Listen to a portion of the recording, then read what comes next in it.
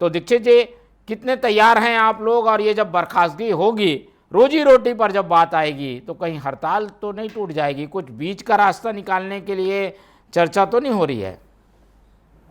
सबसे पहले तो टीवी 24 के सभी दर्शकों को मेरा नमस्कार और आपका बहुत बहुत शुक्रिया कि इस राज्य को 20 वर्षों से लगातार सेवा देते आ रहे जो एनएचएम के 16,500 कर्मचारी और उनके परिवार आपका शुक्रिया अदा करता है। मैं आपको बताना चाहता हूं, हम बिल्कुल जो है 20 महीने पहले की ही मैं आपको बात बताना चाहता हूं। 20 महीने पहले इसी सरकार में जो ये अभी जो हमारे उप मुख्यमंत्री जी हैं, विधानसभा अध्यक्ष जी हैं, वित्त मंत्री जी हैं, ये हमारे मंचों पे आए और उन्होंने बड़ी हमको कहा था कि अभी तो ये अंगड़ाई है, आगे बहुत लड़ाई है, आप अपनी लड़ाई लड़िए, हम जैसे ही सरकार में आएंगे।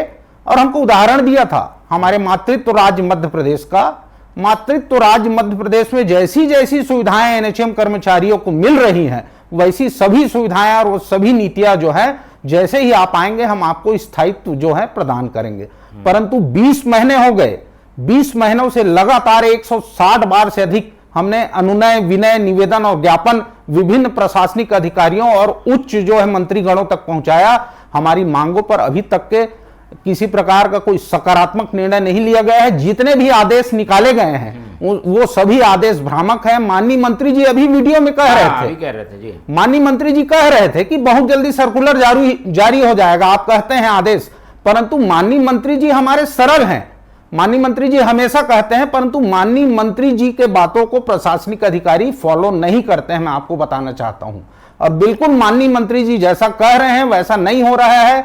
हमारी जो मांगे पूरी की जा चुकी है, ऐसा भी जो माननीय मंत्री जी का कहना है 5 मांगे, उनमें से 3 मांगों पर किसी प्रकार के कोई सर्कुलर जारी नहीं हुए हैं अभी तक के। ठीक है, तो 3 पे नहीं हुई है, लेकिन बाकी 2 पे तो हो गई। कुछ तो आगे बढ़ी है सरकार। अब आप लोग केवल अड़े हुए हैं, नियमितीकरण हो, जो पे ग्रेड मिले, इन सब बातों पे अड़े रहने से क्या कुल हल निकल पाएगा? 2 कदम आप लोग भी चलिए, 2 कदम सरकार चल रही है। बिल्कुल, हम तो चलने के लिए तैयार हैं। मैं आपको बता रहा हूं, हमारी मुख्य मांगों को तो हम भूल ही गए हैं। हमारी मुख्य मांगे जॉब सुरक्षा संविलियन की है, जिसको हम बातें नहीं कर रहे हैं। हम भी जानते हैं सरकार के पास समय है। उन्होंने हमसे कहा था कि वो हमको स्थायीकरण कर हमारे लिए मार्ग प्रशस्त करेंगे।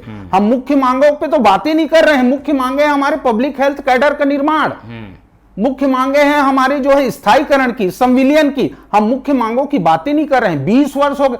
आप कितनी बड़ी अभी जो आप लोगों को बर्खास्तगी का नोटिस दिया जा रहा है, इस पर क्या रुख है? क्या होगा? अब कार्रवाइयां होंगी, बर्खास्त करेंगे, नई भर्ती हो जाएगी, फिर क्या करेंगे? देखिए, हम कुशल मानव संसाधन हैं जो कि 20 वर्षों से इस राज्य के स्वास्थ्य को सुदृढ़ करते आ रहे हैं। आप सोचिए, जो व्यक्ति 20 वर्षों से काम कर रहा है, 22 वर्षों से काम कर रहा है, कोविड जैसी वैश्विक महामारी में जिसने काम किया, अपने प्राणों का बलिदान दिया, ऐसे कर्मचारी को आप सेवा से पृथक करने की बात करते हैं, तो इससे आप सरकार की संवेदनशीलता को समझ सकते हैं।